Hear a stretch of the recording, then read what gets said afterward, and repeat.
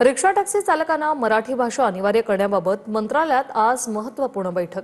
परिवहन मंत्री प्रताप सरनाईकांच्या दालनात आज दुपारी 12:30 वाजता बैठक होणार आहे। कामगार नेते शशांकराव, संजय निरुपम आणि रिक्षा टॅक्सी चालक संघटनांच्या प्रतिनिधींसोबत बैठक पार पडणार। 1 मे पासून टॅक्सी रिक्षा चालकांना मराठी भाषा सक्तीची करण्यात आली आहे।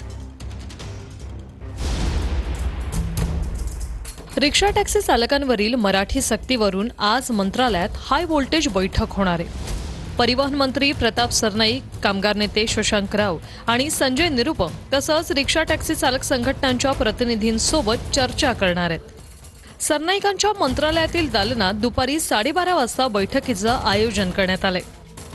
या बैठकीत अमराठी चालकांना व्यावहारिक मराठीचं ज्ञान असणं आवश्यक आहे या मुद्द्यावर चर्चा होणार। दुसरीकडे त्यांना मराठी भाषा शिकवण्यासाठी शासन कोणते प्रयत्न करते याचाही आढावा घेतला जाणार। सरकारनं 1 मे पासून टॅक्सी रिक्षा चालकांना मराठी भाषा सक्तीची केली। यानंतर 4 मे पासून संपावर जाण्याचा इशारा रिक्षा टॅक्सी चालकांनी दिलाय। दरम्यान संपावर जाण्याआधी रिक्षा टॅक्सी चालक संघटनांच्या प्रतिनिधींनी चर्चेसाठी यावं असं आवाहन सरनाईकांनी केलं होतं। मराठीचा आग्रह चुकीचा नसल्याचं म्हणत मुख्यमंत्री फडणवीसांनीही मराठी सक्तीवरून सरकारची भूमिका स्पष्ट केली।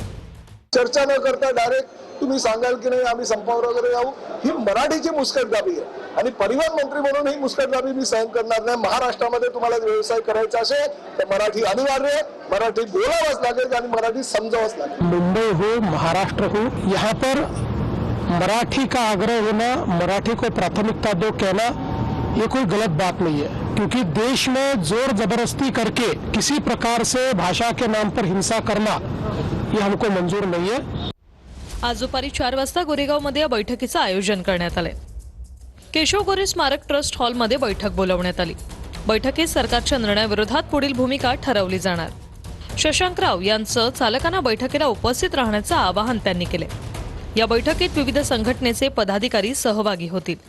सरकारने निर्णय मागे घेतला नाही तर आंदोलन छेडू असा इशारा दिलाय।